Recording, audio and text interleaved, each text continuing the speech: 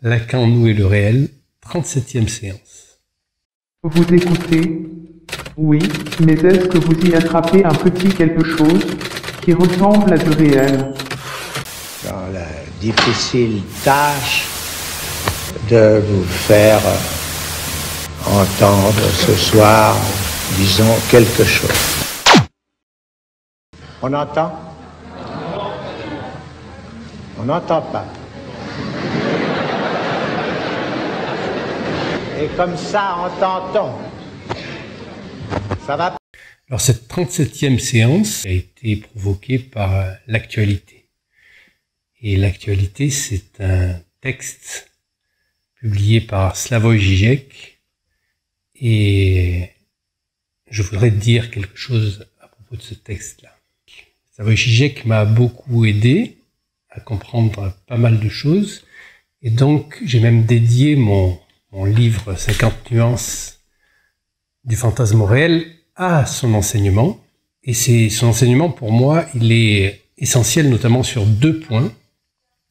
Le premier point, c'est l'axe de sa thèse doctorale, c'est-à-dire la manière dont, dans Hegel, le plus sublime des hystériques, il arrive à démontrer que Lacan, qui reconnaît lui-même que Koyev était son maître, hein, c'est pas un mot qu'on retrouve très souvent employé de manière, disons, emphatique chez Lacan. Mais Koyev, c'est celui qui l'a initié à Hegel. Et la thèse de Žižek, que j'ai trouvée remarquable, c'est de prouver que Lacan était profondément hegelien, notamment quand il ne fait pas de référence directe à Žižek. C'est-à-dire, c'est la forme même de sa pensée qui en fait peut-être le Hegel contemporain aujourd'hui, ce qui est, semble-t-il, sous-estimé, notamment par ceux qui se réclament de Lacan, bien sûr, mais aussi par ceux qui se réclament de Hegel. Donc ça, c'est le premier point. Et puis Žižek, son apport majeur et massif, ça a été de réintroduire le christianisme dans les modes de pensée subversifs. Et je me souviens qu'une fois, j'étais à l'ENS, Lens, comme dit Lacan, l'étang, écrivez-le comme vous le voulez, E-T-A-N-G, E-T-A-N-G, si vous voulez. Donc à l'ENS, il y avait une conférence de Badiou, et très bonne conférence de Badiou, là où il est le meilleur, Badiou, c'est dans la République de Platon. Il fait un parallèle entre la politique actuelle et la République de Platon, et là, franchement, Badiou, il est impeccable. Après, quand tu se hasardes dans d'autres chemins, c'est un peu plus problématique, comme on l'a vu quand il lit notamment L'Étourdi. Bon. Mais dans la critique de la politique par rapport à ce corpus platonicien, c'est vraiment impeccable. Et Badiou avait invité, c'est pour ça que j'étais à cette conférence à l'ENS,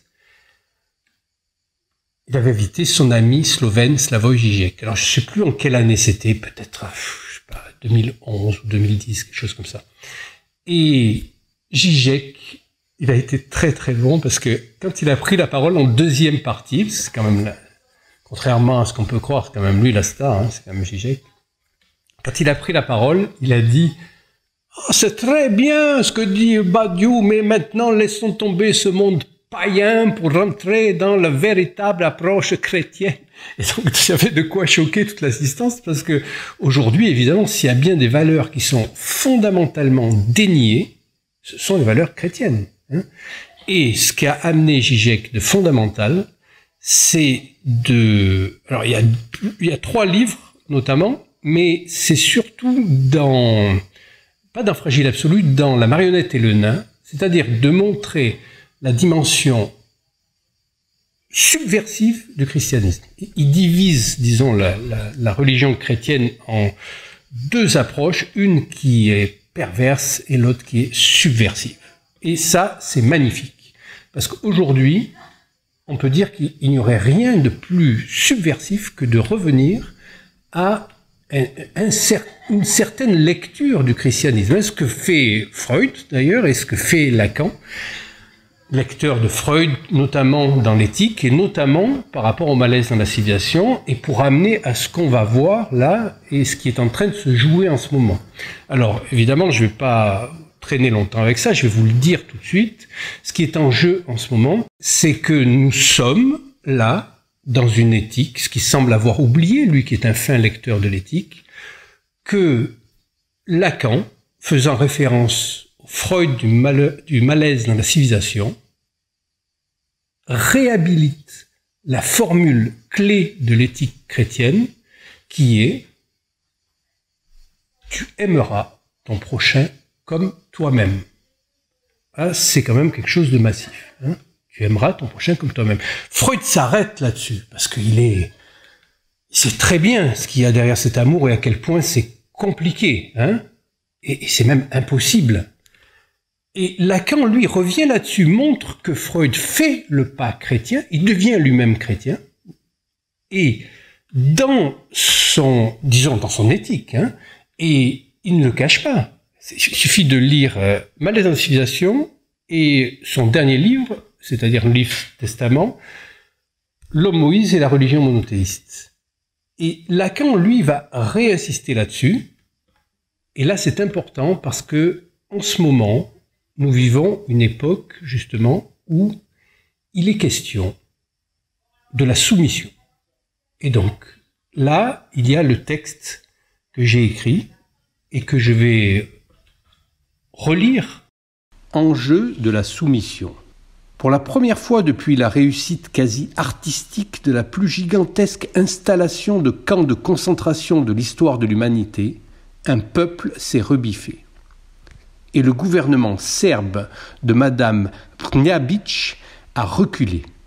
Le président avait eu beau prendre son ton le plus compassé pour réciter sa leçon, c'est 13 de trop, évoquant les derniers cas de Covid-19.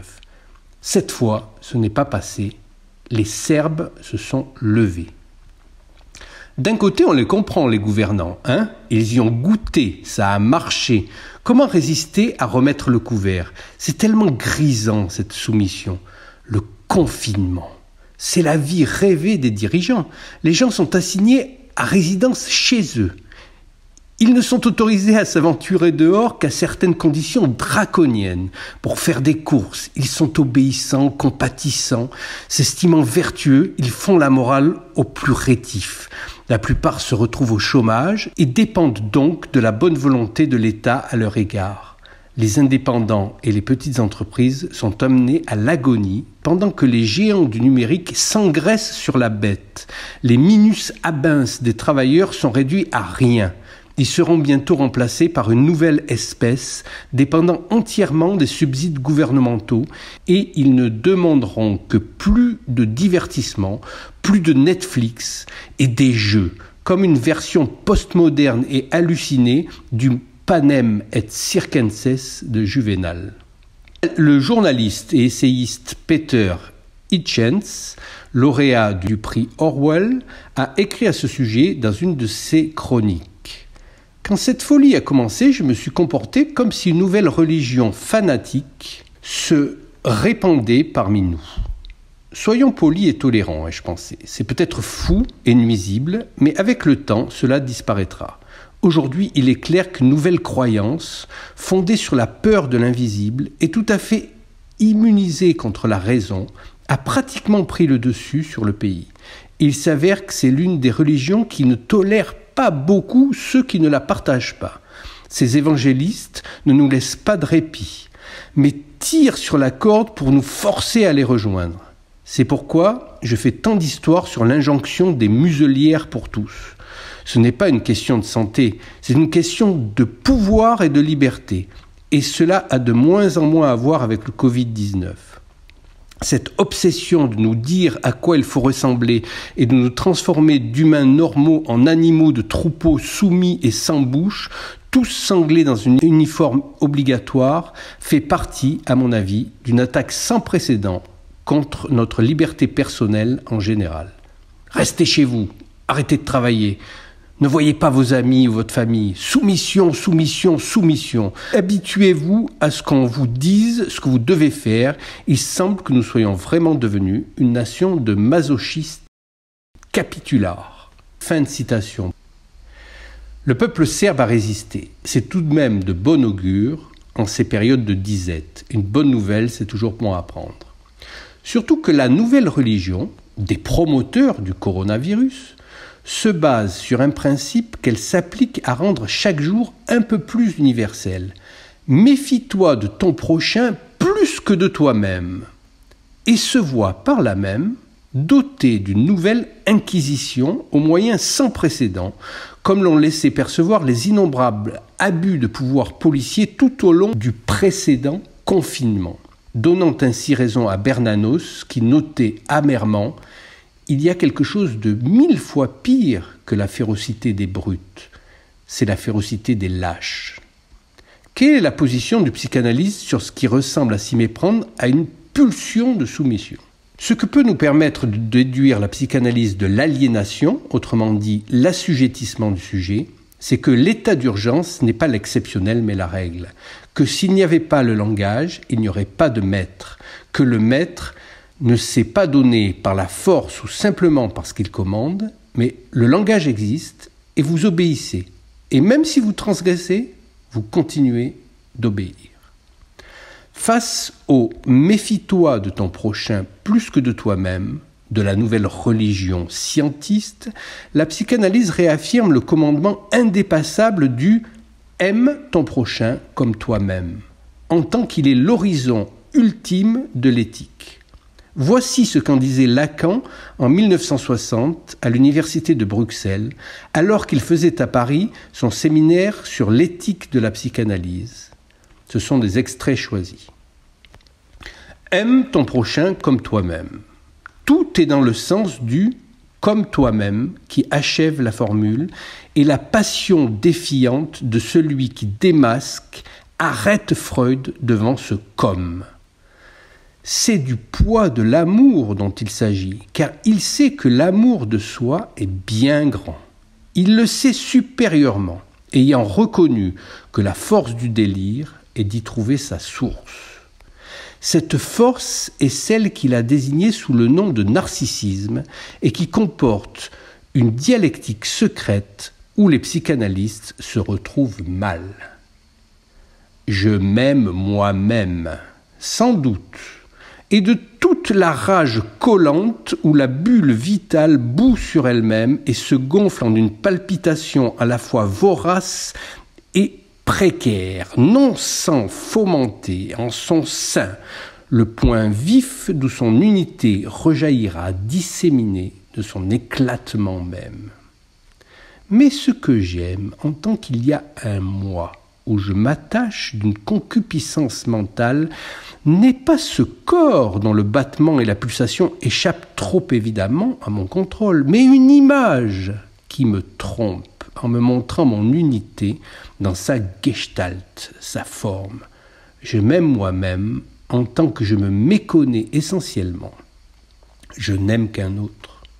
Rien d'étonnant à ce que ce ne soit rien que moi-même que j'aime dans mon semblable. Rien d'étonnant que l'homme ne fasse rien passer dans cet altruisme que son amour-propre. Le moi est fait, Freud nous l'enseigne, des identifications superposées en matière, en manière de pelure, cette sorte de garde-robe dont les pièces portent la marque du tout fait, si l'assemblage en est souvent bizarre. Des identifications à ces formes imaginaires, l'homme croit reconnaître le principe de son unité sous l'espèce d'une maîtrise de soi-même dont il est la dupe nécessaire. Seule sa grimace, sa souplesse, sa désarticulation, son démembrement, sa dispersion aux quatre vents commencent d'indiquer quelle est sa place dans le monde. Voici la réponse de la chose quand nous n'en voulons rien savoir. Elle non plus ne sait rien de nous. Tel est le commandement de l'amour du prochain et contre quoi Freud a raison de s'arrêter, interloqué de son invocation, parce que l'expérience montre ce que l'analyse a articulé comme moment décisif de sa découverte, c'est l'ambivalence par quoi la haine suit comme son ombre tout amour pour ce prochain qui est aussi de nous ce qui est le plus étranger. Ai-je réussi seulement à faire passer en votre esprit les chaînes de cette topologie qui met au cœur de chacun de nous cette place béante d'où le rien nous interroge sur notre sexe et sur notre existence. C'est là la place où nous avons à aimer le prochain comme nous-mêmes, parce qu'en lui, cette place est la même. Rien n'est assurément plus proche de nous que cette place. Et ce texte-là s'adresse particulièrement à Žižek, puisque je sais que Žižek a, disons, une certaine hiérarchie des Balkans. Il nous a fait beaucoup rire avec l'inconscient structuré comme un Balkan, comme les Balkans, inconscient structuré comme les Balkans, et notamment en campant le camp, en campant les Serbes comme la partie la moins évoluée de l'ancienne Yougoslavie. Évidemment, comme il est slovène, la Slovénie est la partie la plus évoluée, puisque là, c'est disons un petit passage où il parle de Kusturica. Kusturica, lui, se réclame de la servitude, on peut dire, et Žižek se moque en disant que, en fait, les Serbes, c'est la partie la moins évoluée. En fait, la bonne nouvelle, c'est que un peuple s'est révolté contre le nouveau confinement, et là, pas un mot de Žižek là-dessus. Et ce sont les Serbes. Ils ont directement empêché qu'il y ait un nouveau confinement. Et donc, suite à ce texte-là, donc on va revoir un petit peu les enjeux de ce qui semble être la nouvelle éthique, entre guillemets, au sens vraiment de l'éthos, du comportement de chacun, qui semble être marqué par « méfie-toi de ton prochain plus que de toi-même » VS « aime ton prochain comme toi-même ». Peut-on faire société sans l'éthique chrétienne qui est du « tu aimeras ton prochain comme toi-même ». Ça, c'est la question. Et ça a été très clair de la part de Lacan. Donc, à partir de là, le dernier texte de Žižek concernant la pandémie. Déjà là, je l'ai déjà dit, mais ça vaut le coup de le repréciser. Pandémie, rien que l'emploi de ce mot-là, c'est déjà un symptôme. Parce que pan, ça veut dire tout. Démi, c'est démos, c'est le peuple. Ça veut dire tout le peuple. Il n'y a pas de pandémie. C'est pas tout le peuple. Alors, il y a trois autres manières de dire. Il y a l'épidémie, ça veut dire épi sur le peuple, et il y a endémie à l'intérieur du peuple. Mais déjà, ce n'est pas une pandémie. Déjà, la reprise de pandémie, ça fait peur. Donc, jouer sur la peur, jouer sur le tout, comme ça, c'est pas une position lacanienne, parce que ce n'est pas tout. Le grand pan est mort. Il faut quand même pouvoir maintenant l'assumer intégralement, surtout quand on se réclame de Lacan. Il n'y a pas de pandémie, si ce n'est la pampandémie.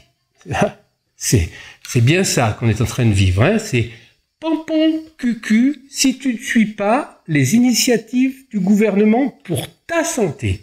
C'est-à-dire Big Mother is taking care of you. Et tu as intérêt à filer droit. Alors là, je vous renvoie au séminaire 36 sur Mandeville et sur les trois populations, donc comme les trois structures de langage incorporé qui structurent justement la population, c'est-à-dire la masse, disons la majorité des névrosés, et on peut dire névrosé égale obsessionnel, parce que l'hystérie n'est pas une névrose. L'hystérie est un discours, donc on peut dire que les traits obsessionnels sont les traits de la névrose. Et c'est exactement ça qui se passe, parce que contrairement à ce que Žižek dit dans son article, en fait, il ne s'agit pas de nier le réel du virus, il s'agit d'articuler le fait que Le virus est effectivement quelque chose qui rentre dans la possibilité du réel lacanien, mais le virus, lui, s'il est réel, la contagion, la contamination, la propagation, ça, c'est exclusivement idéologique. Alors bien sûr, nous sommes d'accord avec sa question. Quelle serait aujourd'hui l'approche psychanalytique qui permettrait d'y voir clair sur cette critique de l'idéologie? Eh bien, c'est sur ce terrain-là que je voudrais lui répondre. Voilà. Alors, on va reprendre peut-être le texte de Žižek et faire quelques remarques sur ce texte.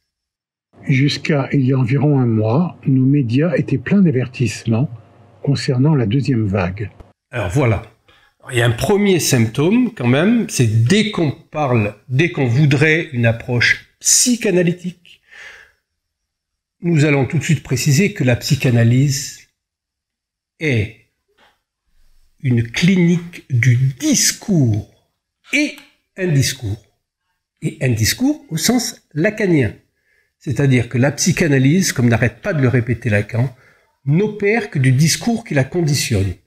Je vous rappelle quand même que dans la quadripartie discursive, les trois discours qui sont le discours du maître, le discours de l'hystérique, le discours universitaire et le discours analytique, le discours de l'analyste, seul le quatrième discours a une structure möbienne. C'est-à-dire que pour être dans la psychanalyse, il faut être dans ce discours. Qu'est-ce que ça veut dire être dans ce discours? Lacan le définit. Lacan dit, texto, c'est le lien social déterminé par la pratique d'une analyse menée jusqu'à son terme logique. Comment ça se passe avec les trois discours sphériques et le quatrième discours, qui est le discours meubien, où le sujet n'est pas à confondre avec la subjectivité à aucun moment, puisque le sujet, c'est la coupure elle-même. Et c'est la coupure qui est une double coupure. C'est une coupure meubienne qui fait qu'on va passer du dit au dire et du dire au dit. Du dit de l'analysant qui est renvoyé à son dire, et son dire va produire un dit. Et donc là, on est dans la possibilité d'émergence du sujet qui sort de la gangue de la subjectivité. Pour parler d'une éthique psychanalytique ou d'une approche maintenant qu'il faudrait face à ce qui se passe dans cette épidémie, puisqu'on peut parler d'épidémie, bon, c'est pas une épidémie si grave que ça, hein. Si on se met dans le discours universitaire et qu'on regarde les chiffres, en fait, il y a moins de mortalité en 2020 qu'en 2019. Tout est mis dans la case Covid-19 parce qu'il y a une intention qui n'est pas subjective, mais il y a quelque chose dans l'ordre des discours, c'est là où on doit être hegelien et lacanien, qui fait que il y a une espèce de peur, panique, de jouissance qui domine ça. Mais si on regarde très clairement les chiffres, les études scientifiques, etc., eh bien, il n'y a absolument jamais de pandémie. C'est une épidémie, et c'est une épidémie assez banale. C'est-à-dire qu'on a l'épidémie, comme le dit le docteur Raoult, comme le dit l'autre docteur, Perron, comme le dit le scientifique chercheur Denis Rancourt, ce sont des gens qui sont minoritaires par rapport au discours dominant.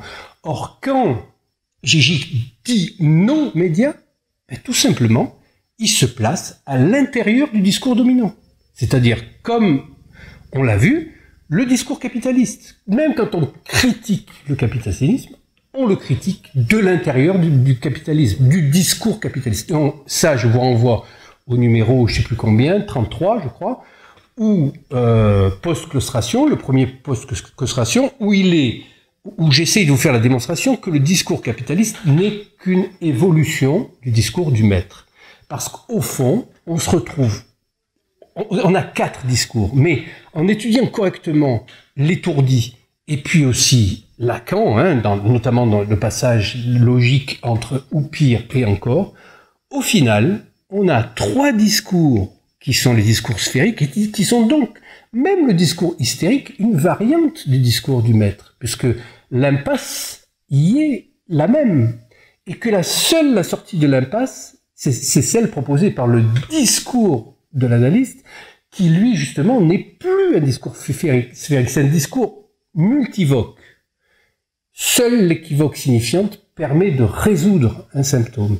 Donc, nous sommes là dans la seule possibilité qui est donnée par la psychanalyse, c'est d'amener jusqu'au discours de l'analyste. Le problème, c'est que la plupart des psychanalystes, entre guillemets, ou philosophes qui parlent de la psychanalyse, en fait, ils parlent de la psychanalyse, mais du point de vue du discours universitaire, c'est-à-dire du point de vue du discours du maître perverti. Ils ne parlent pas du point de vue de la psychanalyse, ils n'en parlent jamais, parce que ça s'entend, ça se voit. Donc nous sommes dans des, disons, émanations du discours du maître. Et les trois discours, là, qui font partie des discours sphériques, par rapport au quatrième, qui est celui de l'analyste, eh bien, on peut dire que la psychanalyse peut se prendre par son envers, comme dit Lacan dans l'envers de la psychanalyse, c'est-à-dire le discours du maître. Au fond, on a ou le discours du maître, ou le discours de l'analyste, puisque les autres discours contribuent à l'installation du discours du maître. Et donc là, nous sommes en plein dedans. Donc on veut parler de politique, on veut parler de mesures, on veut parler de société, on veut parler du vivre ensemble, etc.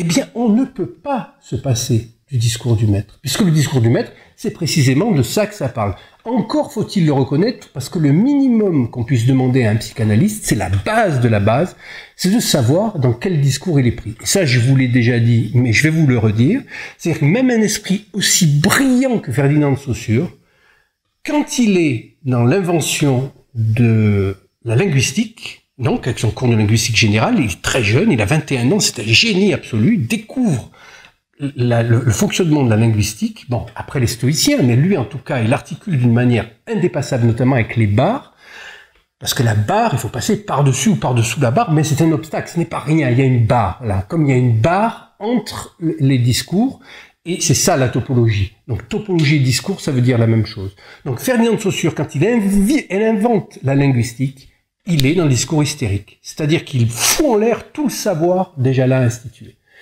Et donc, ça, c'est un discours hystérique, c'est-à-dire une faille, une chute du savoir par l'action d'une vérité. Par sa vérité, il fait chuter le savoir et il est dans le discours hystérique, comme un type comme Raoult, par exemple, on l'a déjà vu, je ne vais pas revenir là-dessus, mais au moment où il découvre qu'il n'y a pas de rapport entre le signifiant, c'est-à-dire la matérialité, en l'occurrence phonique du signe, puisqu'on est dans le langage verbal, et le signifié, c'est-à-dire ce qu'il signifie, il y a un écart, il y a un trou. On ne peut pas relier l'un à l'autre. Pourquoi on dit caméra pour désigner cet objet-là? Quel rapport entre caméra, par exemple cette séquence phonatoire, et l'objet? Il y a un trou. Et là, par exemple, Saussure, il dit quelque chose de très fort, qui ne tombe pas dans l'oreille d'un sourd, parce que Lacan, il est psychanalyste, donc il sait écouter. Il écoute. Il dit l'arbitraire du signe. Ben non. Dès qu'il dit arbitraire, lui qui est dans le discours hystérique, eh bien, il rechute là dans le discours du maître. Puisque arbitraire, ça veut dire qu'il y a un arbitre et qu'il y a un maître au-dessus de tout ça, etc. Et c'est le signifiant maître qui va faire que la linguistique est au service, comme une science établie comme un savoir, au discours du maître. Donc ça, je vous renvoie aux 2 derniers séminaires sur les discours. Parce que là, on est vraiment dans des nuances, mais c'est malgré tout quelque chose d'essentiel à saisir, parce que bien que Žižek soit un très fin connaisseur de Lacan, que ce soit quelqu'un que j'apprécie beaucoup, là, il y a quelque chose qui peut pas aller dans cette dernière déclaration, et dans la manière qu'il a de fustiger, de dire certaines choses. Et il y a quelque chose qu'il faut re-questionner là, il faut lui parler, il faut lui demander ce qu'il entend par là, et puis il faut peut-être engager quelque chose là, qu'on puisse se comprendre un peu. Le temps est venu de prendre au sérieux des vérités simples, comme celles récemment annoncées par le directeur général de l'OMS, Tedros Adhanom Ghebreyesus. Ah oui, alors, nos médias, donc ça veut dire, nos médias, je me place sur le plan du discours dominant. Hein, et on nous demande de prendre au sérieux Qu'est-ce que tu as dit? Les recommandations de l'OMS. Non, mais c'est pareil que nos médias, ça. C'est-à-dire, d'abord, l'OMS, qui c'est? C'est deux... Alors, l'OMS, c'est déjà un sigle, OMS. Alors, quand on est dans le discours analytique, on ne confond pas un sujet grammatical avec le sujet de l'énonciation.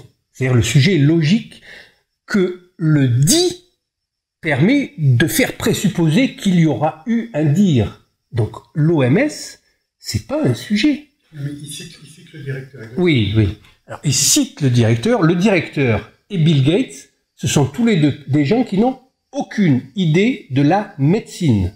Hein? C'est-à-dire Bill Gates, c'est un informaticien escroc. Hein? C'est-à-dire qu'il a...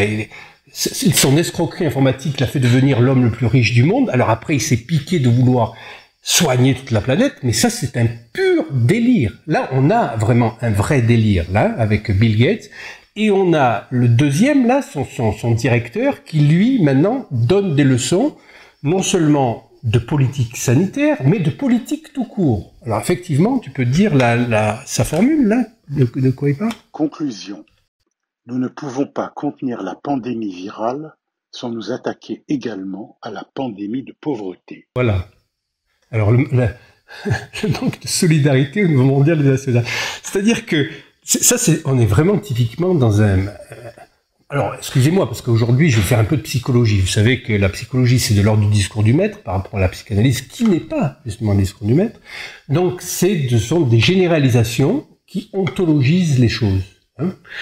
Alors que la chose est justement non ontologisable. C'est ce qui fait la qualité de la psychanalyse. C'est que justement, l'ontologie en psychanalyse, ça s'écrit avec un H. C'est la honte de confondre le signe avec le signifiant. Le signifiant n'est pas le signe, c'est juste une partie du signe, et c'est la partie qui nous intéresse. Donc là, on vous dit... Alors ça, c'est typiquement le blabla politique. C'est-à-dire... En fait, c'est pas que le virus, c'est la pauvreté, etc. C'est bla bla bla bla bla. Ça, c'est les bonnes intentions, c'est les belles âmes, mais il n'y a pas de sujet d'énonciation là. Celui qui dit ça, lui, il se place du point de vue de son balcon, et puis il est haut placé, hein, le balcon de l'OMS. Hein, c'est des endroits où vous avez une vue magnifique sur le monde, hein, des nains là. Vous êtes à l'OMS, là, vous imaginez, vous soignez, vous occupez de la santé du monde entier. Il y en a qui croient ça, qu'il y a des gens qui s'occupent des organismes comme ça, qui sont des pures abstractions. Marx parlait d'abstraction réelle, là. C'est une abstraction réelle, l'OMS. Mais si vous avez un problème, essayez de remonter jusqu'à la direction de l'OMS et de faire assumer juridiquement à la direction de l'OMS quelque chose de l'ordre d'un acte qu'ils auraient posé. Vous pouvez toujours y aller. Donc là, le blabla habituel, oui, mais c'est la pauvreté, il faut on n'a qu'à faire ça, etc. Voilà, ça vaut rien sur le plan psychanalytique, ça vaut zéro. C'est du blabla. Quand un analysant dit des trucs comme ça, l'analyste, c'est là où c'est pas l'analysant le patient, c'est l'analyste, parce qu'il doit patienter là le blabla où justement son sujet d'énonciation n'apparaît nulle part. Il n'apparaît pas là le sujet de l'énonciation. On aurait beau chercher le sujet d'énonciation de Bill Gates ou de son directeur, vous pouvez toujours attendre, parce que les sujets d'énonciation, c'est justement dès qu'il y a la possibilité que le dire renvoie au dire. C'est pour ça que l'interprétation analytique la plus commune, la plus courante, c'est vous avez dit ça. J'ai entendu que vous avez dit ça. Donc on renvoie le dit au dire et le dire au dit. Donc on reste dans la double coupure, celle de la bande meubienne, où on reste dans un rapport du dit au dire. Alors que quand on est dans ce genre de blabla, on renvoie à un monde consistant. Alors que Lacan est très clair là-dessus. Dans le discours du maître, le passage de la vérité qui est en bas à gauche au semblant qui est en haut à gauche, à la jouissance qui est en haut à droite. Mais ce passage-là, qui fait cette forme-là, c'est-à-dire de la vérité de la division subjective, hein, entre énoncé et énonciation, vers le signifiant maître, du S1 au S2. Là, on passe, il y a quelque chose qui se passe du S1 au S2. On reste dans le discours. C'est-à-dire qu'on relie un signifiant bête qui n'a pas de sens, un signifiant sans signifier, au savoir. Et là, bien sûr, va chuter quelque chose. La seule invention que se reconnaît Lacan, l'objet A. L'objet A, c'est ce qui va donner une consistance au monde, à l'univers. C'est là où il ontologise de manière imaginaire. C'est-à-dire que le A, c'est le réel, mais c'est un réel qui est représenté par une lettre. C'est avant tout une lettre. La lettre renvoie dans la possibilité de remonter du dit au dire et de repartir du dire au dit et de rester dans la coupure. Voilà, c'est ça le travail de l'analyse. Et donc, dès qu'on est dans des considérations où on ontologise le monde comme ça en permanence, comme si les signifiants renvoyaient à un référent extérieur, alors que vous savez que ce qui définit un signifiant, c'est sa différence par rapport aux autres signifiants. Donc, les signifiants fonctionnent sur une boucle, sur des chaînes comme ça, où ils se renvoient les uns les autres uniquement par un jeu de différence. Mais il n'y a pas de référent extérieur pour la psychanalyse, puisque on va réinitialiser la fonction de la coupure, c'est-à-dire le fait qu'il y ait un sujet qui va naître du langage, du signifiant lui-même. Donc là, on est dans le blabla politique, ça n'a rien à voir avec la psychanalyse. Alors, c'est le fonds de commerce de tout le monde, hein, de tous les universitaires, les chercheurs, les politologues, les trucs, etc. On n'a rien à dire là-dessus. Mais sauf que c'est pas de la psychanalyse. Voilà. Alors, quand je dis c'est pas de la psychanalyse, alors je sais que Zizek a dit qu'il a fait une analyse avec Miller. Déjà, on peut douter quand même pas de ce que dit Zizek, parce que Zizek, c'est un type qui dit la vérité, il est sérieux, et puis on voit que c'est quelqu'un qui est vraiment engagé dans sa parole. Mais Miller, c'est pas du tout de la psychanalyse, hein. Miller, on l'a déjà vu 50 fois. Il est resté exactement le même quand il interroge Lacan dans Télévision. Hein, où il dit oui, mais se coltiner la misère du monde, etc. Et Lacan lui dit, mais quand vous dites vous coltiner la misère du monde, ben, vous faites appel au discours, et ce discours-là, en fait, vous vous placez à l'intérieur, ne serait-ce que pour le critiquer. Eh bien, on est là-dedans, on est à l'intérieur d'un discours dominant. Donc, on ne peut pas se dire subversif, on ne peut pas être dans la psychanalyse et faire le jeu du discours dominant, tout simplement. Donc là, on est à fond dans le discours dominant avec l'OMS. Pour citer la dernière ligne de l'éloge du communisme de Brecht, tirée de sa pièce Mother, c'est la chose simple qui est si difficile à faire. Oui, bien sûr. Ça c'est très bien, Bertolt Brecht. Mais Bertolt Brecht, on peut lui faire dire n'importe quoi. Et là, par exemple, je garderai la phrase de Bertolt Brecht, mais là, personnellement, j'inverserai en demandant, en son âme et conscience, qu'est-ce qui est le plus difficile aujourd'hui, hein, dans les choses simples. Les choses simples si difficiles à faire, c'est de se plier au diktat de la soumission, de mettre des masques qui ne servent à rien. C'est juste un procédé obsessionnel, une espèce de fétiche pour faire croire que on se protège. Mais en fait, ça ne protège rien du tout. Au contraire, ça a des tas d'effets secondaires qui sont très difficiles et indésirables. Ça a des effets secondaires indésirables. Hein. Il y en a, ça commence maintenant à venir à la conscience de beaucoup. Mais ce diktat-là de la soumission, est-ce que c'est plus difficile de tenir sa position éthique là et de dire mais moi je ne veux pas mettre de masque parce que je ne crois pas dans ce délire collectif. Qu'est-ce qui est le plus difficile? Je pense pas que le plus difficile ce soit de mettre un masque. Voilà. En l'occurrence, je crois que la chose la plus simple, ce serait pas de dire je mets un masque comme tout le monde. Non, la chose la plus simple, c'est de dire où j'en suis de mon désir. Est-ce que j'y crois, ça? Alors moi, il vient de m'arriver quelques anecdotes, là, ici, à Porto Vecchio. J'ai bien vu que les gens qui venaient me demander de mettre un masque, ils ont vu que j'allais pas en mettre, hein. Voilà. C'est quoi le plus dur? Et ça n'a rien à voir avec ce dont parle Zizek, obscénité perverse ou psychose collective. Ça, ce ne sont pas des concepts analytiques. Ce sont des concepts de la psychologie. Mais la psychologie n'est pas la psychanalyse. C'est même l'inverse. La psychologie fait partie pleinement du discours du maître, discours universitaire. La psychanalyse, c'est justement la vraie subversion.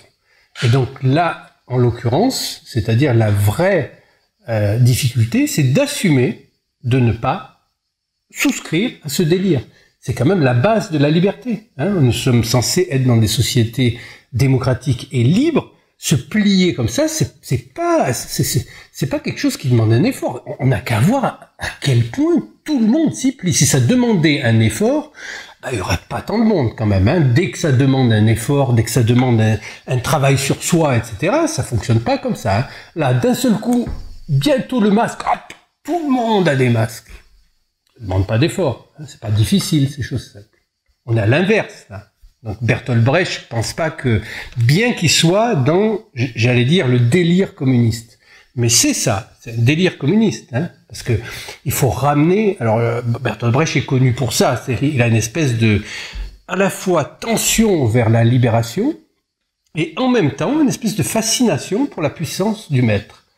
Une fois, et je crois que c'était à Prague, ou je sais pas où, il voit passer les chars, et il se dit, ah ouais, quand même, ça veut dire quelque chose. C'est-à-dire qu'il y a une fascination, là, pour la maîtrise. Le maître, c'est justement pas... c'est l'envers du discours de l'analyste. Évidemment, on peut revenir au discours du maître par l'analyse, mais parce qu'on passe d'un discours à l'autre. Mais on n'y souscrit pas. On ne peut pas être aujourd'hui... Il semblerait que nous soyons dans une espèce de dichotomie entre les pour et les contre le masque. Mais c'est pas du tout... Ça, c'est de l'opinion, c'est du discours du maître. C'est-à-dire, ramener un problème éthique à un problème d'opinion, ça, c'est une perversion. Ça, une vraie perversion. En bref, je suggère que ce qu'il faut, c'est une théorie psychanalytique de l'idéologie. Alors voilà, la théorie psychanalytique de l'idéologie présuppose de savoir ce que c'est que la psychanalyse. La psychanalyse ne s'ordonne que du discours qui la conditionne. Sinon, ce n'est pas de psychanalyse qu'on parle. C'est de l'universitarisation de la psychanalyse, c'est-à-dire le contraire de la psychanalyse. La psychanalyse rapportée du côté du maître.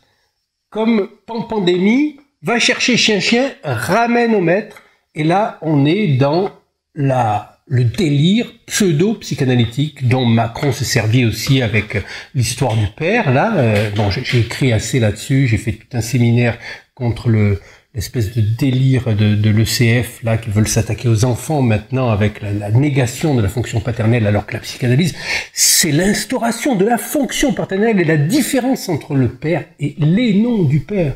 Donc c'est quelque chose qui a un rapport avec le langage, avec le dire, avec le dit. On peut pas éliminer ça et se dire psychanalytique. C'est absurde. Voilà. Nous savons tous d'une manière ou d'une autre ce qu'il faut faire, mais un destin étrange nous en empêche. Oui.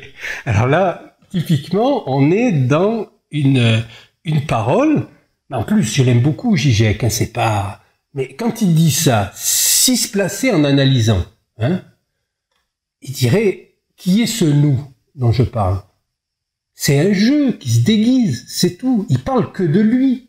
Pourquoi ça a autant de fascination, les masques? Pourquoi, quand il y a eu cette espèce d'absurdité du confinement qui ne sert à rien, qui est contre-productif, pourquoi les gens applaudissaient à la fenêtre comme ça à 20h? Il n'y a pas à chercher très loin, en fait. C'est-à-dire que c'est une histoire de névrose, tout simplement. C'est-à-dire que quand on est dans la névrose, et donc dans la névrose obsessionnelle, on est comme un tout petit enfant qui veut que son trou originel, en fait, ne soit jamais un trou. Il soit toujours comblé par l'autre. Donc, un petit enfant, si on dit, bon, maintenant, c'est le confinement, personne ne sort, si les enfants voient des gens dehors, ils vont être inquiets. Ils vont dire, pourquoi il y en a qui respectent pas la loi? Parce que les enfants ont besoin de loi. Et donc, ils vont se dire, mais il y a quelque chose qui va pas. Et puis, là, comme ce sont des vieux enfants aigris et qui ne vivent rien de leur vie, alors ils vont commencer à dénoncer. Alors, ils dénoncent les joggers, ils dénoncent tout, et ils sont là parce qu'ils sont tellement inquiets qu'il y ait des gens qui ne pensent pas comme eux. Eh bien, de la même manière, là, avec l'histoire du masque, c'est la même manière. Les gens les plus virulents, c'est contre ceux qui refusent de se mettre un slip sur la face, parce qu'ils se disent, mais même au pire, si j'attrape quelque chose, mais c'est ma vie. Ça m'appartient. Pourquoi je devrais me plier, puisque vous y croyez à ce truc-là, donc vous risquez pas d'être contaminé, puisque vous y croyez. Donc qu'est-ce que vous avez à m'emmerder si je ne veux pas en mettre moi, si je n'y crois pas? Donc c'est ça quand même la base de la liberté, de la possibilité du sujet de naître. C'est pas du tout une position perverse ni psychotique comme il raconte. Là, ça n'a rien à voir avec ça. C'est l'inverse. C'est la base même de la possibilité d'émergence du sujet. C'est-à-dire la psychanalyse, c'est l'acheminement vers sa parole. C'est-à-dire que nous parlons chacun une langue différente des autres langues. À l'intérieur même de notre langue maternelle, nous avons chacun notre langue. Et la psychanalyse, c'est l'acheminement vers sa propre parole en tant qu'elle est un acte. Donc, se soumettre et souscrire à des signifiants qui sont faux, qui ne disent pas la vérité, qui mentent, de cette manière-là, c'est le contraire de la psychanalyse. Le refus de l'immobilisme est le refus du changement. Oui, mais c'est effectivement le refus de l'immobilisme et le refus du changement. C'est-à-dire que si on est obligé de s'arrêter, il donne une belle image, là, Zizek, qui retrouve sa veine poétique, c'est-à-dire avec tous les bateaux qui sont arrêtés, etc. Ça a quelque chose d'assez lynchien, hein, on s'arrête sur l'objet, etc. Et effectivement, ça demande un changement. Mais le changement, il n'est pas collectif. C'est pas une globalité de gens qui vont aller. C'est chaque sujet. Et chaque sujet, lui, il faut qu'il puisse se raccorder à un discours qui ne soit pas le discours dominant. Et pour ça, il y a un travail à faire. C'est pas possible que ça vienne comme ça. Ça n'arrive pas comme la bague au doigt. Ignorer cela ne signifie rien de moins qu'une sorte de psychose collective. Ça, bon, j'ai déjà répondu, c'est la psychose collective, ça n'existe pas, hein, puisque psychose, c'est une découverte freudienne, mais retravaillée par Lacan, où les trois structures de langage incorporées, psychose, névrose et perversion, c'est pour un sujet. Et puis ce n'est pas, comment dire, moralement connoté. Hein. Une psychose, c'est juste qu'il manque un signifiant, qui est le nom du père, et ça concerne des sujets. Et ça concerne un sujet en analyse. C'est pas collectif, la psychose. Ça, c'est un syntagme médiatique. Donc, un syntagme d'un discours qui est un discours faible, un discours sans rigueur, un discours courant. Le disque pour courant.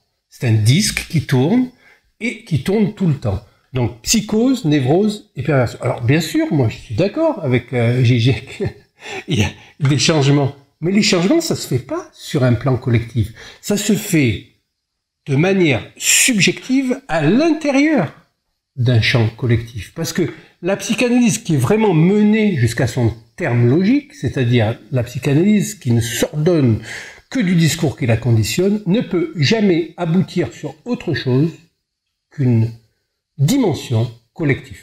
C'est donc ça la fin de l'analyse. C'est que il y a le salut n'est pas individuel, il est collectif. Mais ce collectif-là, il doit se retrouver par un travail subjectif. C'est-à-dire que c'est le protocole du salut, il n'est pas collectif a priori. C'est-à-dire que c'est chacun qui doit faire le travail. Donc chacun qui doit faire le travail, ce n'est pas du tout des mesures générales comme ça. S'il y a les mesures, on accepte les mesures et la possibilité d'un changement.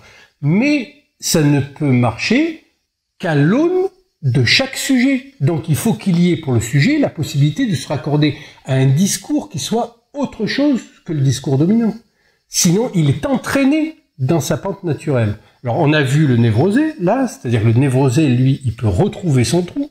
C'est le travail de l'analyse. Hein. Dans un premier temps, il va renvoyer sans arrêt à l'autre qui vient combler son trou, jusqu'à ce qu'il arrive à se rendre compte que l'autre n'existe pas. Mais l'autre n'existe pas, ça veut dire qu'il doit vivre avec son trou. Il n'y a aucune garantie de l'autre. Alors ça risque pas d'être l'État ni l'OMS qui garantit quoi que ce soit. Ça n'existe pas pour un sujet. Ça. Puisque ce n'est pas un sujet d'énonciation, c'est un sujet grammatical. Et un névrosé, qui forme le gros de la troupe, comme on le verra avec Mandeville, eh bien, lui, par un travail dans l'analyse, il peut retrouver son trou. Il peut le retrouver. Tandis qu'un paranoïaque, un psychotique, là qu'on peut faire une différence, c'est que lui, ce dont il souffre, c'est comme il ne peut pas croire en l'autre a priori, il a un déficit de croyance. Et donc l'autre est donc forcément toujours méchant et va lui en vouloir, va le persécuter, etc. Donc lui, il ne peut pas retrouver son trou. Parce que sinon, il tombe lui-même dans le trou. Il n'a rien pour le garantir de ne pas tomber dans le trou. Donc, ce déficit de croyance, quand l'autre, il n'y croit pas, ça je vous renvoie à Freud et à Lacan, eh bien, c'est la différence entre le paranoïaque, psychotique, et le névrosé. Le névrosé, lui, peut arriver à retrouver son trou. Mais ça ne veut pas dire qu'il y a une hiérarchie, là. De toute façon, les trois structures de langage incorporé, elles sont des solutions que le sujet a trouvées à un moment de son existence pour continuer à survivre malgré l'impossibilité qui lui était proposée en face de lui. Donc il n'y a pas de hiérarchie. En psychanalyse, on prend un névrosé, un psychotique, un pervers. C'est vrai que les psychotiques et les pervers, eh bien, on les traite d'une manière spécifique à chacun, c'est-à-dire on les écoute d'une manière spécifique et les interprétations ne sont pas les mêmes, bien sûr, mais je ne vais pas rentrer dans les détails. L'histoire du moi qui est paranoïaque. Oui. Voilà, mais là, ce qui fait, oui, c'est vrai, ce qui fait le lien entre le névrosé obsessionnel et le paranoïaque, c'est cette notion de moi. C'est-à-dire qu'il y a toujours quelque chose qui vient s'interposer entre le sujet et le monde, et c'est l'épaisseur qui est redoublée du symbolique. Donc, il se raconte tout le temps une histoire, où il y a toujours une histoire qui vient en boucle sur lui, qui fait que il est toujours en avance ou en retard sur ce qui se passe. Parce qu'il y a son moi qui lui empêche d'être dans le temps. C'est comme si ça n'arrivait jamais à se caler, il ne peut pas être dans le temps du monde. Donc ça se voit dans les actions, dans les actes, dans les paroles, etc. Et donc là, on fait la différence entre un névrosé obsessionnel et puis une psychose paranoïaque, qui est liée... Alors, le moi lui-même est une structure paranoïaque. C'est-à-dire le moi, c'est une construction paranoïaque qui fait que toute pensée est a priori une censure et un mécanisme de défense. En psychanalyse, paradoxalement, on ne pense pas. En tout cas, le psychanalyste, lui, il ne pense pas. S'il pense, il est foutu. Il va mettre son moi dans la cure. Donc il n'y a pas de moi dans la cure. Il va écouter l'analysant en étant le plus vide possible, sans penser, et il va entendre avec son inconscient les connexions de la chaîne signifiante, les cliquetis de la chaîne signifiante. Il va proposer des interprétations. Mais s'il y a du moi, il n'y a pas d'analyste. Or là, ils sont tous dans une revendication identitaire, moïque. C'est-à-dire, oui, mais les LGBT, les racisés, les je sais pas quoi, etc. C'est que des procédés moïques, c'est-à-dire projectifs. Donc nous sommes là à l'opposé de ce qu'enseigne la psychanalyse, simplement. J'entends dans les protestations contre le confinement une confirmation inattendue de l'affirmation de Jacques Lacan, selon laquelle la normalité est une version de la psychose. Exiger un retour à la normalité aujourd'hui implique une forclusion psychotique du réel du virus. Nous continuons à agir comme si l'infection n'avait pas vraiment eu lieu. Alors c'est là le point le plus problématique, je trouve, de Žižek. C'est-à-dire que là, disons, ça fait longtemps qu'il n'a pas lu Lacan, hein, et ça fait longtemps qu'il est pris dans le discours dominant qui est relayé par Miller lui-même. Alors là, j'ai une petite anecdote là-dessus qui est intéressante, mais qui va faire le lien avec le reste. C'est que, Miller, en fait, ça n'a rien à voir avec la psychanalyse. C'est juste du blabla autour de Lacan. Mais il a eu, en fait, quand Miller a demandé à Lacan quel psychanalyste il devait voir, Lacan lui a dit, mais il faut voir Mohamed Safwan. Miller a refusé, bien sûr. Mohamed Safwan, pas possible. Il a choisi Melman. Melman, quand même, c'est un autre calibre que Miller. Hein. Donc il a choisi Melman, mais évidemment, ça a pété rapidement, donc il n'y a pas eu d'analyse. Melman a fini par le foutre dehors, etc. Et puis, on se retrouve là, maintenant, avec donc Jacques-Alain Miller, Lacan Worldwide United... Illimited, et puis Melman. Bon, alors Melman, il est quand même d'un autre calibre, et notamment, par exemple, j'ai écouté un petit séminaire là qu'il a fait il y a pas longtemps, pendant la période dite du confinement, et sur les femmes, en 50 minutes, il est tellement fin qu'il invalide les 5 dernières années de pseudo-féminisme, LGBTisme de l'ECF. Donc ça, c'est très bon. Et ça, je vous le conseille, je sais plus le numéro que c'est, mais vous pouvez le retrouver. Et par contre, Melman a fait une erreur. Mais comme Melman, c'est quand même une autorité, et puis il est quand même assez sympathique, même son histoire et tout est sympathique. Mais il a fait une erreur, c'est dans les discours. C'est qu'à un moment, il a interprété, de travers, le discours de l'analyste comme étant le discours capitaliste de l'époque. Parce qu'il y a l'objet petit a en position d'agent en haut à gauche. Et ça, c'est aberrant. C'est-à-dire que ça marche pas du tout.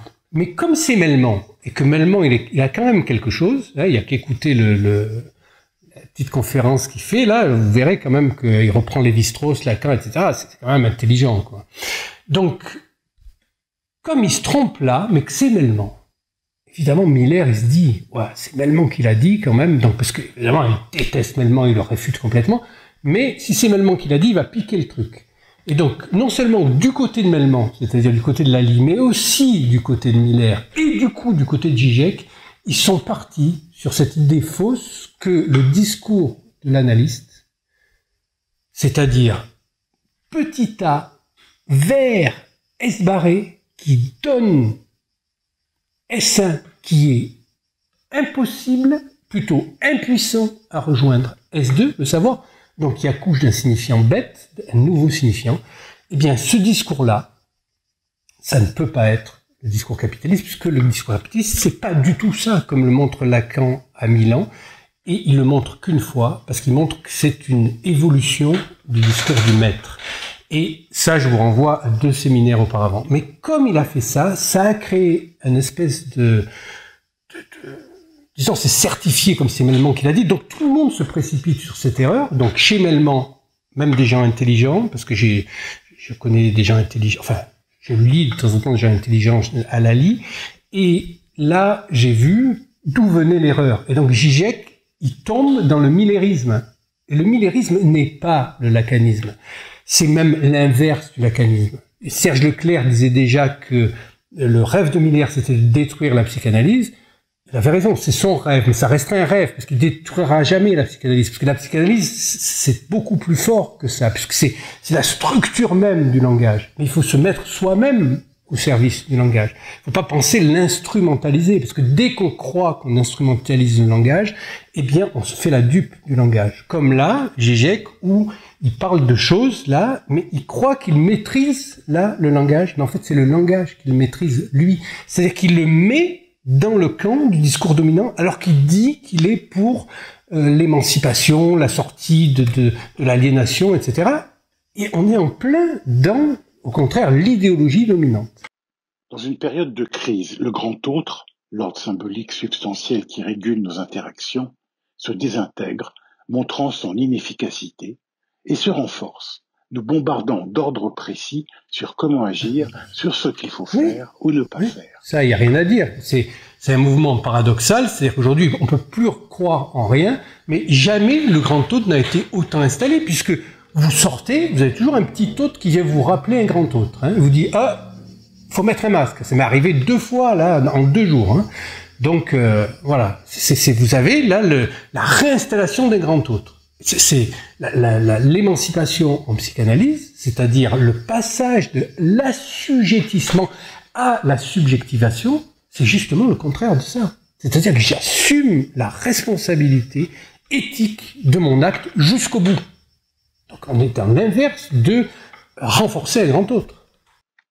Les populistes de droite sont abattus, s'effondrent, deviennent nerveux. Leurs réactions de plus en plus incohérentes, contradictoires, sont hantées par des points d'interrogation. Bah, ça aussi, c'est du discours dominant. Hein. Populisme de droite, etc. Ils vont utiliser des espèces de jeux comme ça. C'est typiquement universitaire. Si tu fais ça, c'est que tu serais d'accord avec Trump. Et Trump, donc, alors là, l'ennemi, on a trouvé la figure du mal absolu, hein, celui que tout le monde, c'est-à-dire toutes les bonnes consciences, les belles âmes, adorent détester. On adore détester Trump, mais Trump, il est pas pire qu'Obama. Hein. Comme disait mon ami Ramsey, il y a bad cop, good cop, donc on avait Obama et Trump. Mais en fait, c'est deux versions du même discours. C'est juste une alternance entre les deux. Donc en fait, vous êtes du côté de Trump, vous êtes du côté... C'est pareil pour Raoult ou pour Rancourt. Comme eux, ils disent en plus qu'il n'y a pas eu de réchauffement climatique depuis 1998 sur leurs études. C'est juste qu'il y a eu un changement, mais c'est pas un réchauffement puisqu'il y a des endroits de la planète qui sont plus froids que d'autres, etc. Donc ils ne croient pas dans la doxa officielle. L'opinion, hein, je rappelle.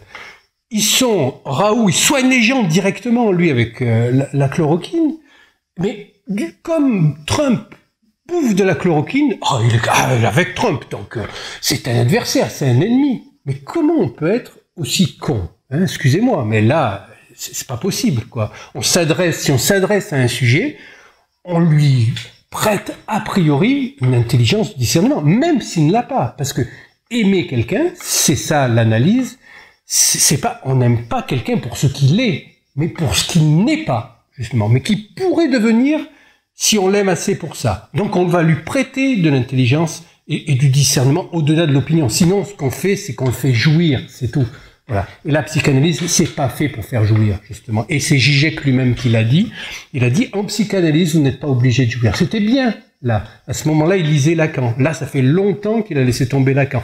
Donc, quand il fait appel à Lacan, il n'est plus du tout dans Lacan. Ça, c'est du Miller, c'est du blabla lacanoïde, ça n'a rien à voir avec Lacan. Étienne Balibar a écrit contre moi. Crier « unissez-vous » assez fort me semble un peu enfantin.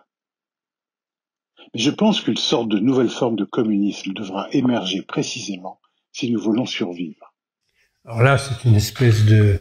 Je pense que Balibar, il a raison, hein, c'est-à-dire c'est un peu puéril, hein, c'est-à-dire une espèce de fétiche communiste.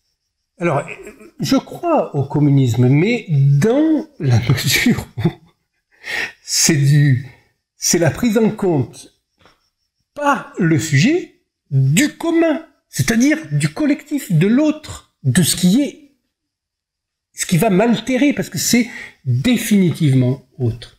Donc, effectivement, mais de là à penser à une espèce d'étendard lointain, comme ça, bientôt, vous verrez, c'est comme les Juifs disaient l'année prochaine à Jérusalem, bientôt le communisme, etc. Ça, c'est juste du discours du maître pour que tout continue à rester exactement comme avant. Hein, puisque là, tout reste comme avant, mais en pire. D'ailleurs, les chiffres de la bourse le montrent bien. Plus il y a de mesures comme ça, plus les sociétés qui gagnent plus d'argent gagnent encore plus d'argent. C'est bien la preuve que c'est du discours dominant. La catastrophe s'est produite parce qu'ils ont essayé de l'éviter. Sans la prophétie leur disant ce qui allait se passer, aucune catastrophe ne se serait produite. Oui, mais ça c'est ramené de manière encore plus, ramassée par Davila quand il dit que dénoncer la corruption, c'est lui faire son lit. Hein, c'est la même chose. Et là, du moment qu'on rentre dans un discours, c'est toujours la même chose. Du moment qu'on rentre dans un discours, ne serait-ce que pour en dénoncer les abus, eh bien, on le fortifie. Alors, c'est ce que je suis en train de faire. Je fortifie aussi Zizek et tous ceux qui croient. Mais comme c'est déjà tellement fort et tellement massif, ma contribution là à la fortification du discours dominant, c'est peanuts, hein, par rapport au fait si je peux faire passer un petit bout de réel. Il n'y a pas grand-chose, juste un petit bout de réel de temps en temps.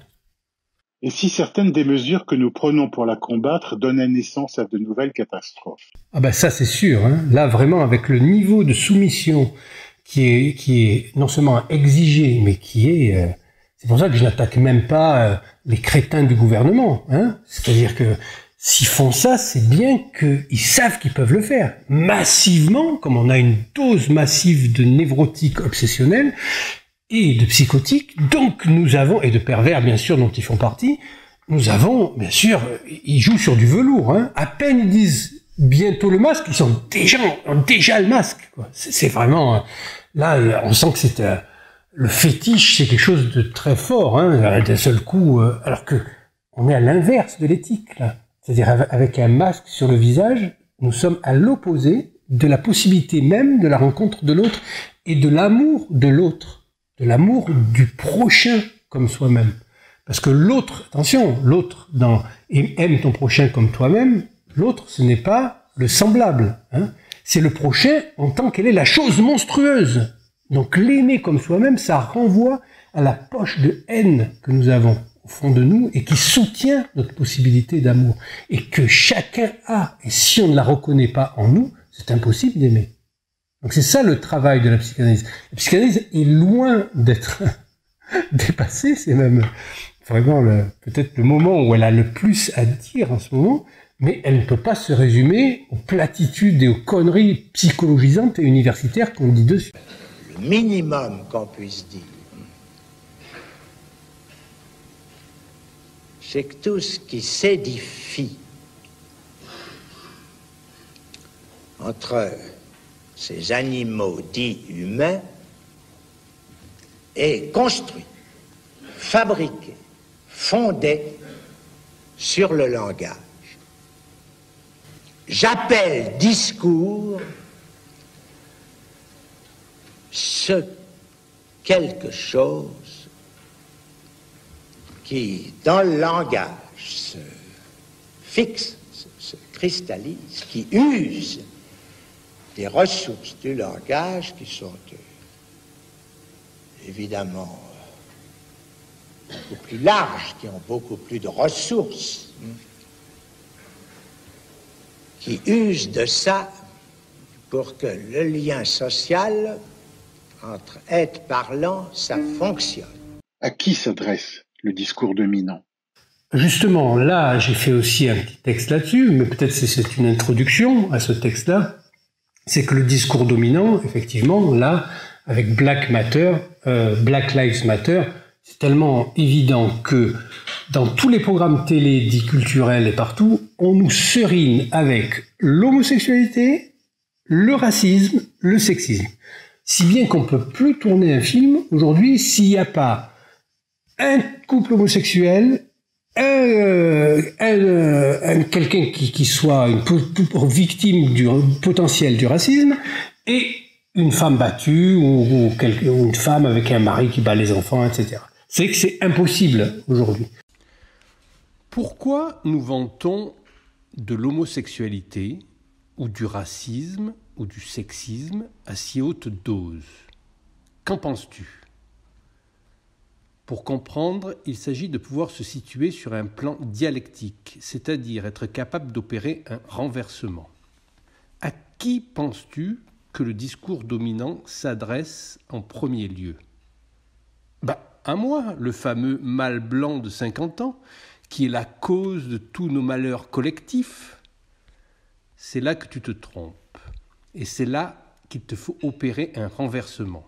Si tu penses que ce message s'adresse à toi, c'est à tes frais que tu t'en seras fait l'adresse, car le message s'adresse en tout premier lieu aux homosexuels eux-mêmes ou aux individus qui font l'objet d'agressions racistes ou sexistes, afin qu'ils puissent se conforter dans une position de victime, dûment estampillée, qu'ils croient qu'il y a un grand autre qui non seulement existe, mais encore est puissant.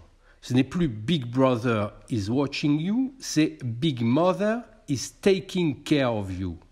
Du moment que vous brandissez votre carte de victime, dans nos sociétés, peu importe que les gens croient à quelque chose, ils sont même encouragés à toutes sortes de croyances, jusqu'aux plus stupides, du moment qu'ils ne manifestent pas publiquement leur incroyance dans les systèmes de représentation et les institutions en place.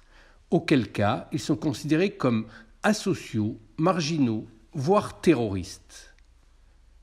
Si l'on peut parler de conspiration, c'est seulement dans la mesure où la plupart des sujets du discours dominant surréagissent aux mots comme s'ils étaient les victimes de forces irrationnelles absurdes dans un monde devenu fou, dépourvu de sens et dangereux. Tous victimes. Voilà le jeu du discours dominant.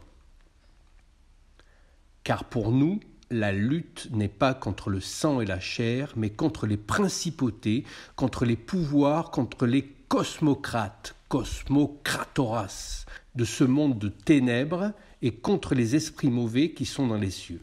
Je cite Paul de Tarse. Les principautés, les pouvoirs, les cosmocrates, les esprits mauvais qu'il y a dans les cieux, si nous les traduisons en langage lacanien, c'est le discours qui subjugue le sujet en l'assujettissant sans qu'il n'en sache rien ou ne veut rien en savoir. L'adversaire principal étant le discours dominant, en tant qu'il est impossible d'y échapper. L'action, aujourd'hui, ne consiste pas à prendre les armes et à descendre dans la rue. C'est trop tôt ou trop tard. Toute activité s'inscrit à l'intérieur d'un horizon de signification qui seul la rend possible. L'efficace de la lutte de nos jours, c'est d'abord refuser la langue du spectacle, ce qui réclame au préalable de reconnaître que le diktat de l'opinion, le psittacisme qu'il induit, les énoncés médiatiques, le laxisme lexical, les approximations syntaxiques sont les ennemis de l'esprit critique. Ils contaminent les actions en surdéterminant l'horizon de leur sens. Il s'agit donc de ne pas renoncer à vouloir nommer la complexité, renouer avec la dialectique que le spectacle voudrait éclipser. C'est seulement en cherchant le mot juste par rapport à sa propre position d'énonciation, en prononçant la parole vraie, que le sujet introduit une rupture dans la chaîne signifiante où s'inscrivent ses actions. Il ne peut donc plus, dès lors, continuer à agir de la même façon, car il ne peut plus, dès lors, penser, c'est-à-dire être pensé, de la même façon. Le véritable combat politique aujourd'hui, c'est de faire passer des textes de main en main pour raviver le style, affûter le goût, développer la sensibilité, affiner le jugement, se donner les moyens de nommer avec précision les assauts, les contournements, les frappes, les retraites, les conquêtes, les victoires, les défaites. Nous ne savons plus parler. Nos lèvres sont sèches et les mots sont déjà morts avant de passer la barrière de nos dents. Apprendre à parler, c'est apprendre à lire, apprendre à écrire, à dessiner, composer comme on aiguise une lame, comme on répète des enchaînements pieds-poings. Apprendre à parler, c'est apprendre à se battre. Donc nous sommes là-dedans. Et on s'imagine que ce discours-là s'adresse à ceux qui sont les responsables, c'est un peu comme Trump, là, le mâle blanc de 50 ans. Ah, voilà un beau fétiche encore, hein, avec Trump. Le mâle blanc de 50 ans, comme si ça existait, le mâle blanc de 50 ans. Et donc, là, quand on trouve un adversaire comme ça, un ennemi, hein, ça devient du gâteau. Eh bien non, le discours ne s'adresse pas au mâle blanc de 50 ans, parce qu'il s'adresse perversement, toujours d'abord aux victimes. Et donc il s'adresse aux homosexuels, aux victimes du racisme, aux victimes du sexisme, en leur disant « vous êtes des victimes ». Parce que tous victimes, c'est quand même le rêve du discours dominant. Donc, à partir de là, montrez-moi votre carte, votre sauf-conduit. Vous êtes une victime ? Bon, alors vous êtes reconnu comme victime, on va vous donner collectivement des droits. Et de ce fait, on installe durablement ces sortes d'aberrations où, au lieu d'être dans une société, comme disait Aristote, une démocratie ne vaut que par la qualité des citoyens qui la composent, au lieu d'avoir des citoyens qui se lèvent sur le pied et qui assument leur position, eh bien là, nous avons une société d'assistés qui attend de Big Mother qu'elle lui dise ce qu'il faut faire, comment se comporter, comment être, etc. Tous victimes. Donc nous sommes à l'opposé de l'éthique psychanalytique. Et d'ailleurs, je vais vous lire un petit passage, parce que celui-là, il est très beau, donc je vais le lire. C'est du Lacan, véritable. Ce que dit Lacan, et qui n'a rien à voir avec les lacanoïdes. Hein. Donc ce qui est sûr, c'est que Freud n'était pas un progressiste. Qu'est-ce que ça veut dire? Alors, je laisse ici la parole à Lacan. La réflexion de Freud n'est pas humaniste et rien ne permet de lui appliquer ce terme. Elle est pourtant tempérance et tempérament. Humanitaire, disons-le. malgré les mauvais relents de ce mot en nos temps. Mais chose curieuse, elle n'est pas progressiste. Elle ne fait nulle foi à un mouvement de liberté immanente, ni à la conscience, ni à la masse. Étrangement. Et c'est par quoi elle dépasse le milieu bourgeois de l'éthique contre lequel elle ne saurait d'ailleurs s'insurger, non plus que contre tout ce qui se passe à notre époque, étant comprise l'éthique qui règne à l'Est, éthique qui, comme tout autre, est une éthique de l'ordre moral et du service de l'État. La pensée de Freud est démarquante. La douleur même lui paraît inutile. Le malaise de la civilisation lui paraît se résumer en ceci: tant de peine pour un résultat dont les structures terminales sont plutôt aggravantes. Les meilleurs sont ceux-là qui toujours plus exigent d'eux-mêmes, qu'on laisse à la masse comme aussi bien à l'élite quelques moments de repos.